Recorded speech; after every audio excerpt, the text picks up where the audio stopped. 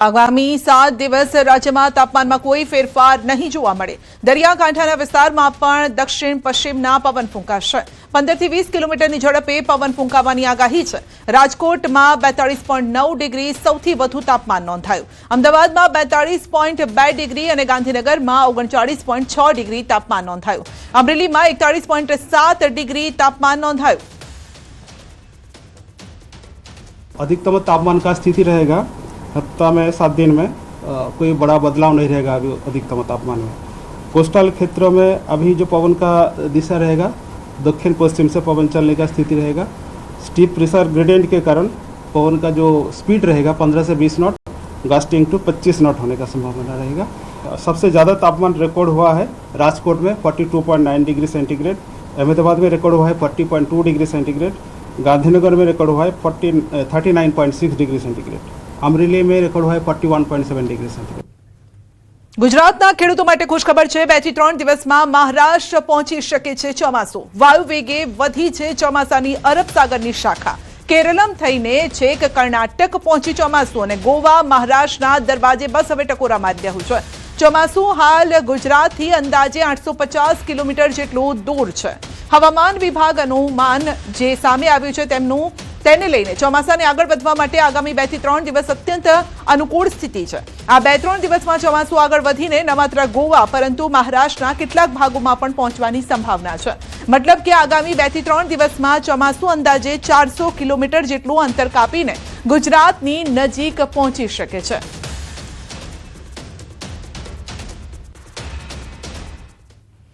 गुजरात पोलीसना वहीवटी माळखामां मोटो फेरफार। राज्य सरकारे बॉर्डर रेंजनुं विभाजन करी नवी बनासकांठा रेंज रचवानो निर्णय कर्यो छे। नवी बनासकांठा रेंजनुं मुख्य मथक पालनपुर रहेशे। नवी रेंजमां बनासकांठा, पाटण, वाव, थराद जिल्लानो समावेश। तो हालनी बॉर्डर रेंजमां हवे पश्चिम कच्छ अने पूर्व कच्छ अने मोरबी जिल्लानो समावेश थशे। पाकिस्तान सरहद साथे जोड़ायेला विशाळ भौगोलिक विस्तार अने कायदो व्यवस्थानी देखरेख सरळ बनाववा माटे निर्णय लेवायो छे। राज्य सरकारे पोलीस तंत्रनी कामगीरी वधु असरकारक बनाववा रेंज पुनर्गठननो महत्वपूर्ण निर्णय लीधो छे।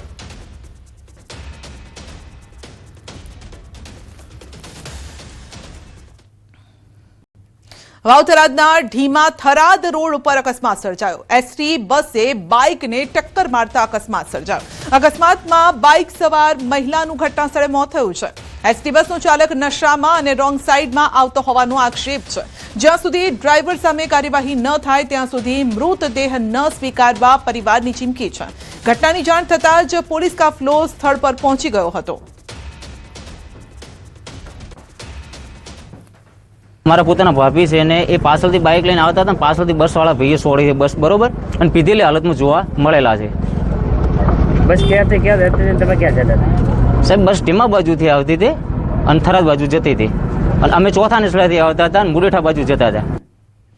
તો અમદાવાદના એસજી હાઈવે પર બેફામ ડમ્પરોનો કહેર। રોંગ સાઈડમાં ડમ્પર હંકારી સર્જ્યો અકસ્માત। બેફામ ડમ્પર ચાલકે કારને ટક્કર મારી। અકસ્માત બાદ ડિવાઈડર ક્રોસ કરી ફરાર થયો।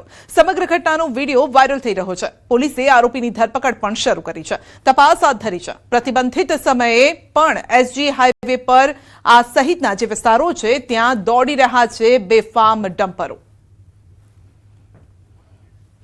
तो रोंग साइड में डम्पर हंकारी ने अकस्मात सर्ज्यो हतो।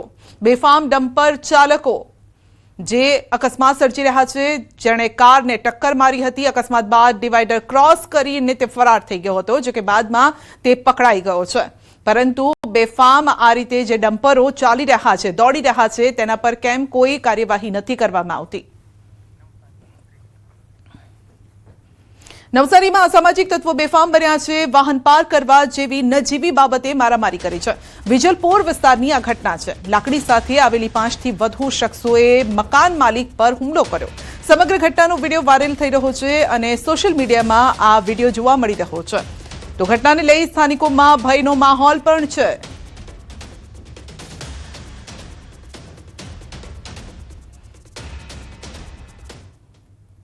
અંબાજીમાં અસામાજિક તત્વોનો પોલીસને પડકાર, ચીખલા હેલીપેડ પર નબીરાઓએ કરી જન્મદિવસની ઉજવણી.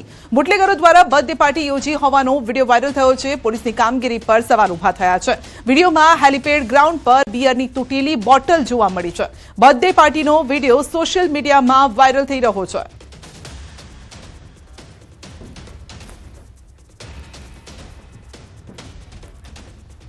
અને વાત કરીશું દૂષિત પાણીથી રોગચાળો.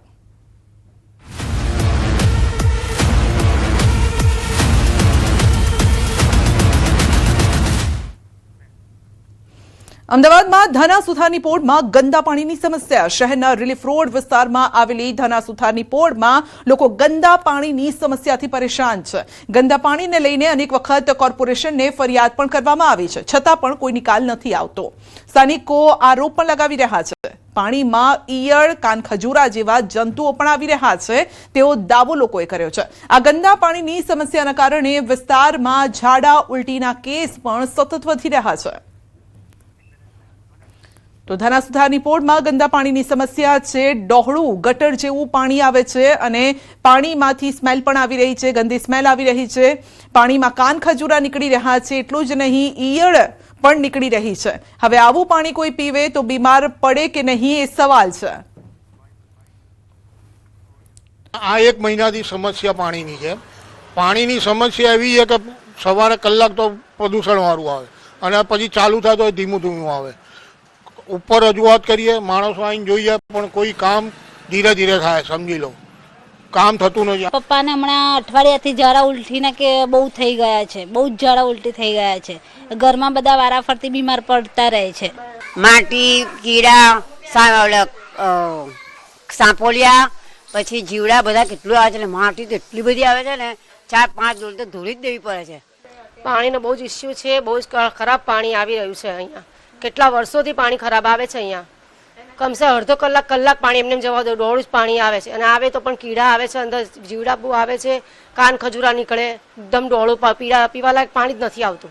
4-5 દિવસ તો વચ્ચે એટલા બધા હેરાન, ટોયલેટ જવાના પાણી નથી ભરાતા. હા, એટલી ખરાબ પરિસ્થિતિ છે. એ લોકોને કહીએ છીએ તો એ લોકો સાંભળતા બી નથી કશું. મારી પાછળ આપ જે રસ્તો જોઈ રહ્યા છો તે અમદાવાદના ધનાસુથારની પોળનો છે. ધનાસુથારની પોળની અંદર છેલ્લા ઘણા સમયથી રસ્તો ન બનવાને કારણે લોકો ત્રાહિમામ પોકારી ચૂક્યા છે.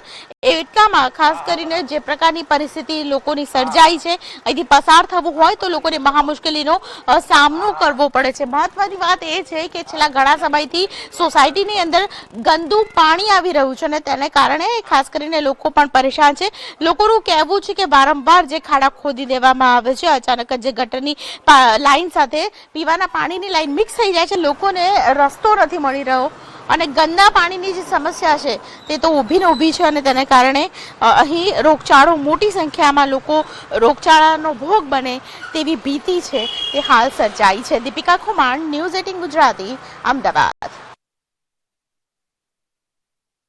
હેઠળ કાર્યવાહી ઓપરેશન ડેલ્ટા હન્ટ મામલે પ્રેસ કોન્ફરન્સ. જીસીપી શરદ સિંઘલે આપ્યું નિવેદન. 2 દિવસમાં 501 ગેરકાયદેસર બાંગ્લાદેશીની ધરપકડ કરાઈ છે. 300 જેટલા શંકાસ્પદ ક્રાઇમ બ્રાન્ચ લાવવામાં આવ્યા. તે લોકોને અને 30થી વધુ ટીમો બનાવીને કરવામાં આવી રહી છે કાર્યવાહી. કામગીરીમાં રેલવે પોલીસની પણ મદદ લેવામાં આવી છે. નરોડા, ઓઢવ, શાહ આલમ, પીરાણા, વટવા, જુહાપુરામાં કાર્યવાહી કરાઈ છે. સૌથી વધારે નારોલથી પકડવામાં આવ્યા છે. ગેરકાયદેસર એજન્ટ મારફતે તેઓ આવ્યા હતા. તો આંગળીયા પેઢીથી પણ બાંગ્લાદેશમાં નાણાં મોકલતા હતા. બોર્ડર પાસ કરાવનાર એજન્ટોની તપાસ શરૂ કરવામાં આવી છે. આ લોકો ગેરકાયદેસર બાંગ્લાદેશથી એજન્ટ મારફતે અહીંયા આવેલા હતા અને કોઈ 1 વર્ષ પહેલાં આવેલા છે, કોઈ 2 મહિના પહેલાં આવેલા છે, કોઈ 2-3 વર્ષ પહેલાં પણ આવેલા છે.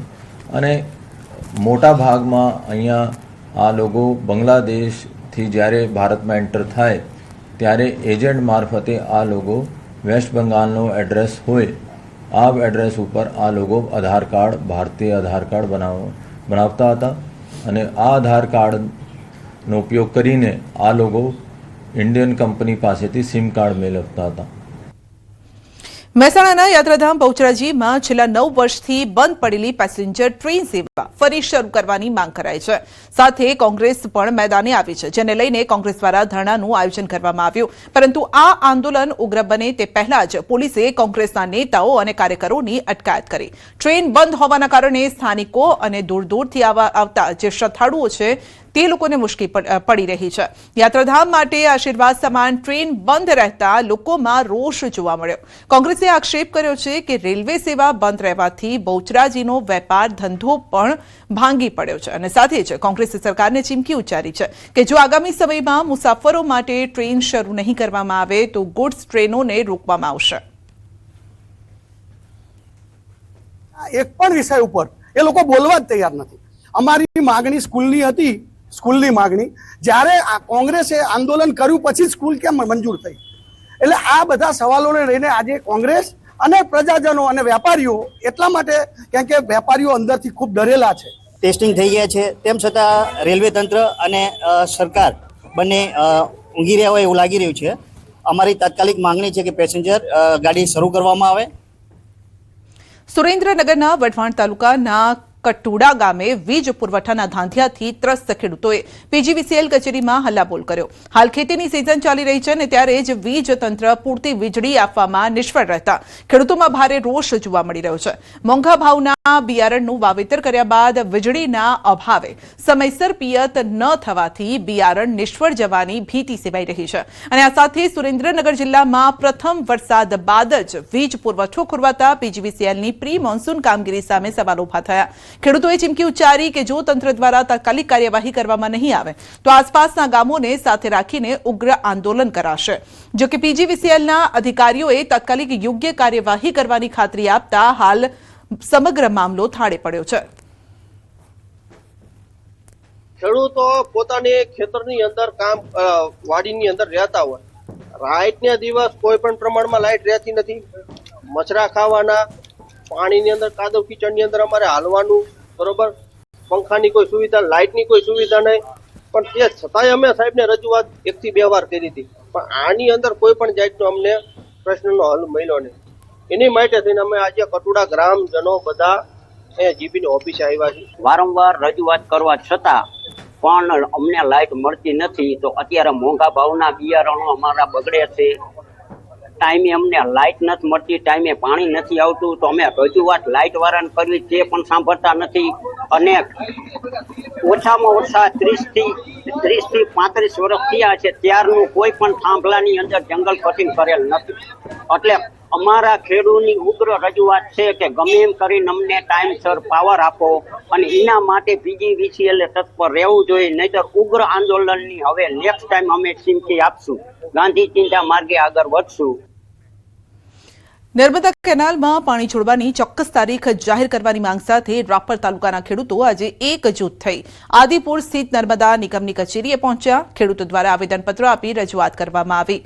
અગાઉ 1 જૂનથી પાણી છોડવાનું આશ્વાસન આપવામાં આવ્યું હતું, પરંતુ પાણી હજુ કેનાલમાં પહોંચ્યું નથી, જેના કારણે ખેતીને અસર થઈ શકે તેમ છે. ખેડૂતોએ તાત્કાલિક તારીખ જાહેર કરી પાણી છોડવાની માંગ કરી છે.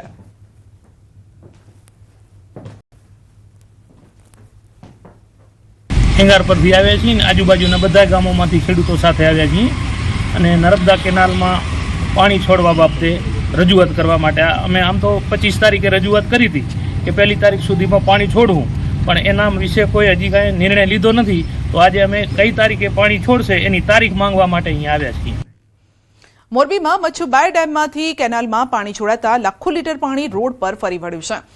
તો કેનાલ ઓવરફ્લો થતા વાહન ચાલકો માટે વગર વરસાદે ચોમાસા જેવો અનુભવ તેઓ કરી રહ્યા છે. મચ્છુબાર કેનાલ મોરબી શહેરમાંથી પસાર થાય છે અને જ્યાં સ્થાનિકો શોપિંગ સેન્ટર, દુકાનો, લારી ગલ્લા ધારકો કચરો કેનાલમાં ફેંકતા હોવાથી કેનાલ બ્લોક થાય છે. પાણી ઓવરફ્લો થતું હોય છે અને તેવી ચર્ચા પણ જોવા મળે છે. તો બીજી તરફ કેનાલ ઓવરફ્લો મામલે